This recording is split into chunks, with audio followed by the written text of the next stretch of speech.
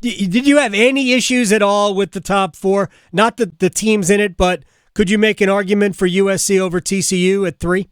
No. Okay. Absolutely not. All right. I'm sorry. Does USC have 0 losses? TCU does? No. I agree. I understand. Also, I mean, if you want to get nitty gritty about it. Ooh. Notre Dame played pretty well against USC. Yeah, it was.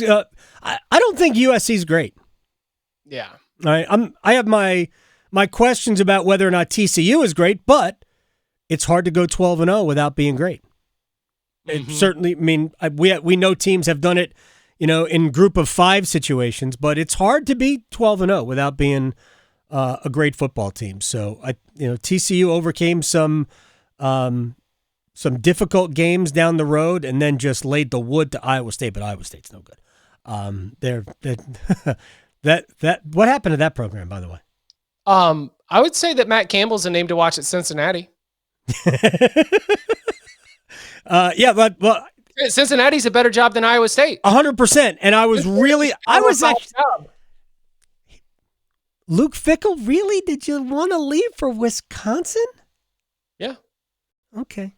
All right. That's a big step up. You and I have completely different views of Wisconsin. I think that so there's also the Wisconsin side of it, which is think that's a big boy move to say the old timey family hire is good enough, because the pressure you're about to lose your path to the Big Ten championship when division play goes away, and USC and UCLA are about to join the conference. If Wisconsin didn't hit this hire out of the park, then they were going to fall into being the 8th best job in the Big Ten. Right now, there is an open door to be the 5th best job in the Big Ten, but they've got to get somebody who is an amazing program builder, Luke Fickell, check. Right. Somebody who's an elite evaluator of talent, check. Okay. And developer of talent, check. Luke Fickell just put more players in the NFL draft than everybody but Georgia and LSU last year. They had a good draft. The Luke Fickell hire was what Wisconsin needed to do to avoid being relegated permanently to the middle class of the conference. And now they'll have a chance to be right there in the mix. They're never going to be Michigan. They're never going to be Ohio State. They're probably never going to be Penn State, but you can be muscling out, and they're not going to be USC. Right. But you can be muscling out almost everybody else for being next up behind those programs. I completely agree with that. From a Wisconsin perspective, they needed a good hire. And Luke Fickell's a really good hire, so I'm not even arguing that. My argument is from the Luke Fickell perspective that you are going to be a pretty good annual winner in the Big 12, I think. Because I think you can win big based in just recruiting Ohio at the University of Cincinnati. It's a great state. Michigan recruits the hell out of Ohio. So I think you can win really big at Cincinnati. I think, to me, the big thing is the finances, because Cincinnati, no way they can pay what Wisconsin can pay in the Big Ten. All right, let me get to the more. Finish. You got. I've heard that Luke Fickell has begun. Luke Fickell did not want to play the game. Now that the game is legal, he's going to have to learn how to play the game. And when Cincinnati tried to pass around the hat to prepare to play the game, I don't think that they're going to be able to hang with the rest of the Big 12. Understood. I think that I think there are a lot of Big 12 programs that have a war chest that is going to lead to them losing a lot of recruiting battles in the Big 12. Cincinnati's not going to have a West Virginia experience, but it is not going to be competing for conference championships as regularly as it did in the American. All right, let's go beyond the top 4 from the college football playoff, because I think it's all standard. If TCU wins, they're there. If Southern Cal wins, they're there. Personally, I would rather see a Southern Cal Michigan semifinal than a Michigan TCU semifinal, and have because I think TCU, of those 4 teams, I would choose TCU 4th, but regardless, doesn't matter. And maybe if Southern Cal has a big win over the only team they lost to, Maybe that will happen in the final accounting. But let's go beyond the top four. Explain to me why Alabama is ahead of Tennessee in the playoff ranking. Alabama? Alphabetically. They did it alphabetically. They clearly did it alphabetically because do you know what Alabama does not have? Alabama does not have a top 10 win. No. What Alabama does not have? Alabama does not have a top 15 win because Alabama's best win is a 1-point win against the number 20 team in the college football playoff rankings, while Tennessee has defeated Alabama and Tennessee has defeated LSU. Yep. Tennessee has multiple top 15 wins, and yet it finds itself behind Alabama. And neither Alabama nor Tennessee have another game. So it's hard to imagine, although Boo Corrigan, I guess, said that this is not static. I don't know. I just don't know how you would change the trajectory of those two teams when neither will play. And it makes no sense to me. But to me, if Southern Cal or TCU lost, for my money, and I know Tennessee is a different team now because there's no Hendon Hooker, and maybe that's the reason. And this is the other thing. I would put Tennessee in the playoff before I would put Alabama or Ohio State. As I've told you before, I do know that the team sheet has a lot of statistics, and Alabama's statistics do look good. Great. Like they, in terms of all their yards per play, yards per play allowed, like finishing drive statistics, like everything that's on that team sheet, they look like a pretty good, well-rounded team. But when we get down here to the very end of the season, I would just so much rather it be about the results and about what you did on the field. I would rather this be merit-based. And when you have an explicit head-to-head result that has already been recorded, I didn't like that at all. So why is Ohio State still fifth other than it's Ohio State? Because their overall body of work is just okay. I mean, I realize they're 11-1, so that in and of itself is great. Yeah, they're a one-loss team with the one loss coming to the number 2 team in the country, and just by having one loss, you're going to jump to the front of the line. And Ohio State, like Alabama, on paper, on the team sheet, stat sheet, right, looks like one of the best teams in the country. I get it. I mean, I know the win over Penn State looks better because Penn State doesn't, they didn't play. Penn State lost to the two good teams they played.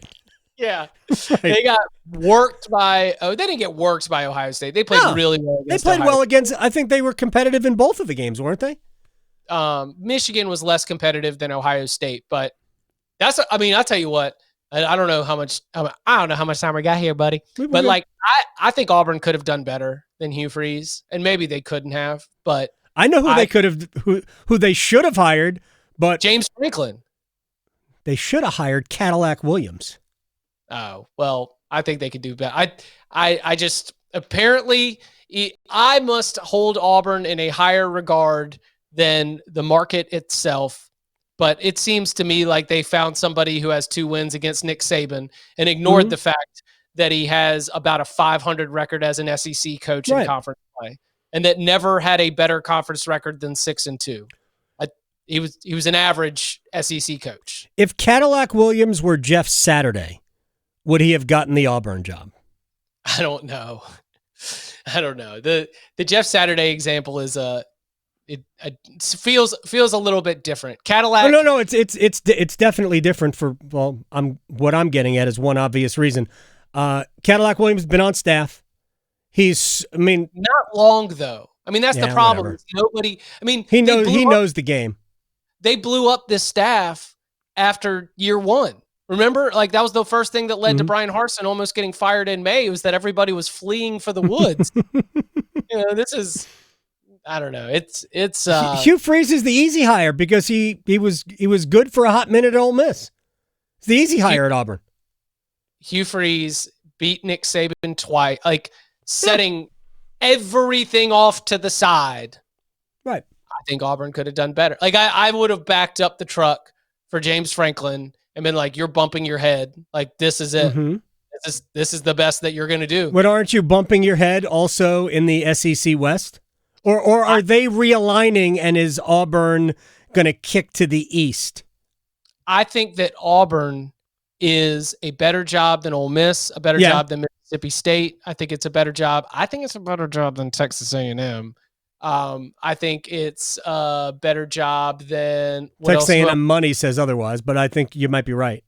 Yeah, I think the ceiling is higher for how you can win and competing for SEC championships at Auburn than it is at everywhere in the West but Alabama and LSU. Do we know how the SEC is going to reorganize in terms of divisions when Oklahoma and Texas show up?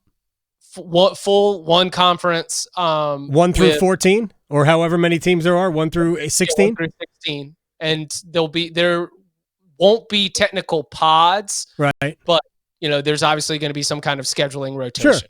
Sure. Because if they separate into 2 8-team divisions, then it would make sense. Auburn, who's going to play Georgia every year, rather than make that the permanent crossover game, they would just make Alabama the permanent crossover game.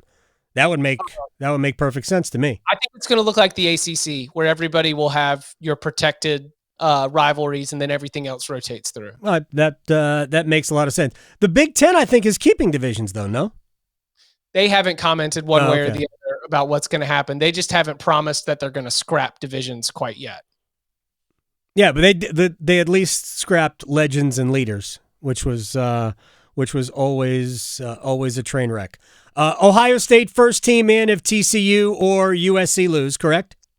I think there are only 5 teams in the mix for 4 spots. Ohio State's the only one that could sneak in.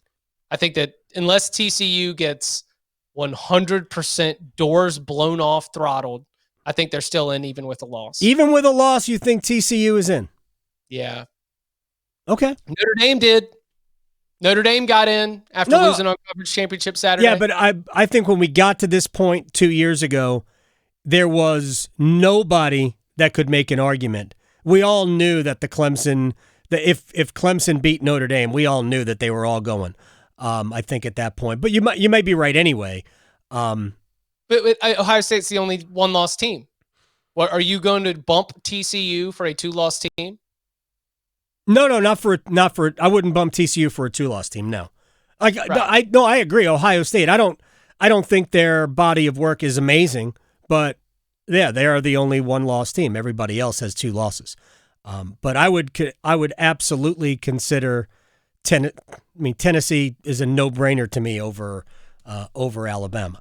And there's also a comment to Tennessee fans who are furious that you just had the easiest path to the playoff ever. Just don't lose to South Carolina. Right.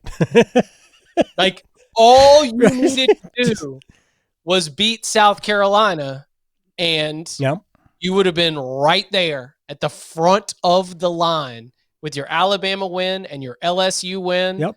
Just rooting for the kind of results that we're talking about, where Kansas State is only a 2.5-point underdog and Utah is only a 3-point underdog. You would be rooting for underdogs of less than a field goal to make it to the college football playoff. But Spencer Rattler hung 60 on the scoreboard. That was amazing. All right, Carolina or Clemson? North Carolina, because it would be hilarious. It would be hilarious. And actually, what you said before, I think it's what Clemson needs. Yeah. Clemson needs for it to not all work out for them. And maybe they do. They need to change a lot about what they do. It's like, doesn't it feel like things have really turned? Like, all the good lucky breaks that used to go their way? I don't know about lucky breaks, but I think, like, if you're Clemson, you can't be anti-transfer portal. You can't be. I mean, Alabama's not anti-transfer portal. Nobody's anti-transfer. No, I mean, you just cannot be that set in your ways where you're going to say no to this. I mean, all the programs do it. One quick question for you, and I don't want to keep you that much longer anyway. I do, but I can't. Yeah, for you or for me? I already pre-taped. Yes. NC State has, through their Pack of Wolves collective, has guaranteed that they will pay every scholarship football player $25,000 in exchange for monthly charity work. I think that's adorable. Is that keeping anybody significant on campus? I have had my mind blown by the figures that have been thrown out. I don't know. I think the quarterbacks go for $1 million. Yeah, exactly. I think quarterbacks are going for $1 million a year. That's the number that was floated to me, not from someone who knew about any offers, but from somebody who wanted to ask. They said the number that was floated to me for what they believed the market value would be for Drake May was astounding. Oh, I'm sure. Gosh, Drake May. It was something that I almost thought that North Carolina would even be repulsed at. Next year's Heisman Trophy favorite, although Sam Howell was as well a couple of years ago. But you bet. When I responded back, I was like, North Carolina better hope he really does love living with his brother and loving North Carolina, because it's not that North Carolina could not. It's just that it's like that game is getting out of control. The market for instant impact transfer quarterbacks is even more than that. So quarterbacks out of high school are $1 million a year. That's like the baseline. So imagine somebody who's already proven to be one of the best in the sport. Amazing. As you are, Chip Patterson, at Chip_Patterson. Appreciate your time. Appreciate you. Happy Thanksgiving, and I'll talk to you next week. Sounds good. Y'all be well.